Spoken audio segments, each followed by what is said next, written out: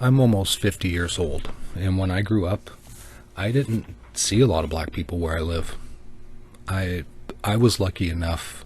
My mom and my dad were open-minded enough that I actually had a best friend who was black, even though all my peers and everyone else was white. It was kind of a rare thing to have somebody who's a friend that doesn't look like you. And I really didn't think about it too much. It's just like, these are my mom and dad's friends, and, this is the kid of my mom and dad's friend, so this is my friend. It's as simple as that, and had the best time.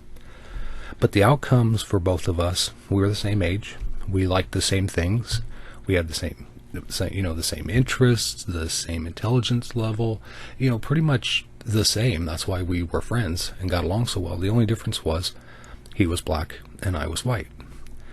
And then as we grew, the opportunities for me were a lot more than were for him. And consequently, he was left to go into a lifestyle that didn't work out for him, and he ended up dying from that, simply because of a lack of opportunity. And that to this day still hurts. It really does. So I've seen firsthand how society treats people who are equal except for how they look. I was lucky enough to get to know a black person when I was a kid. But there's lots of white people who haven't grown up with that experience, or if they did have that experience, it wasn't a positive one for whatever reason. Probably because people who came before that person done messed it up.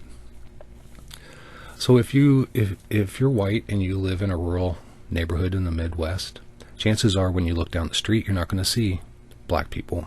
You're not going to see anybody who doesn't look like you.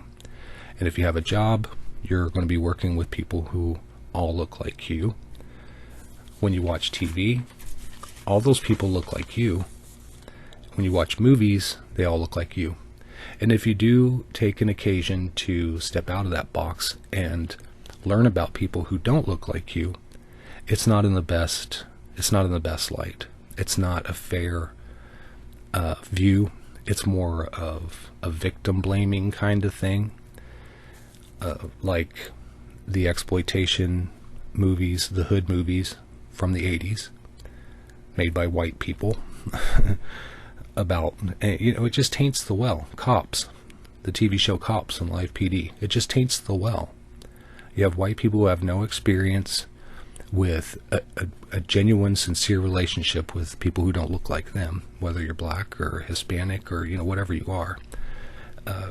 You have no experience with them except for what you see on TV and in the movies, and then that's not even in a positive way. So if you're forming your opinions based on that, then yeah, I can see why you might be racist, why you might be bigoted, why you think the ways that you do.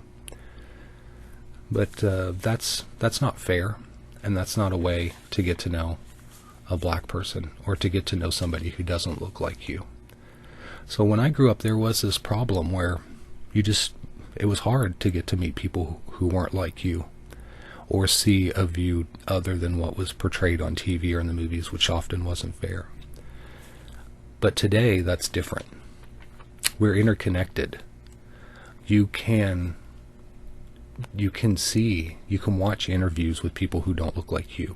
You can watch their vlogs. You can listen to their stories. You can follow their lives and see that they're just people just like you, that whatever preconceived notion, whatever prejudice or bigotry that you had formed based on your experience, reshape it based on your new experience. We can be taught to, we can learn, we just need that experience.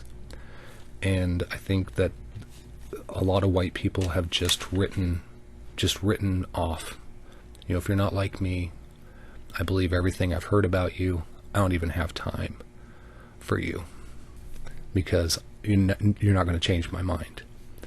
And that's based on a lot of stuff that they see for themselves in a limited way, but they're seeing it through the eyes of this prejudice. Like when they go into a black neighborhood and they see it's all run down, and they see that there's trash everywhere, and people on the streets late at night, like nobody has a job, and they're like, these people, well, no one wants to invest in a black neighborhood. White people have all the money, and they don't want to invest. They don't want to make things better.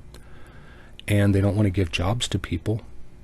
And some of the jobs they can't give to people because the education system and the environment that they were forced to try to learn in failed. So now they're just left without the skills to do the jobs, to make the money, to pay for the improvements, to make their lives better and their neighborhoods better. You see, it's conflict theory. It's one thing leads to another. It's like white people take a shit in a pitcher of water, and then they're like, this water tastes like shit. There must be something wrong with the water. It's like, no, you took a shit in it. That's what's wrong with it.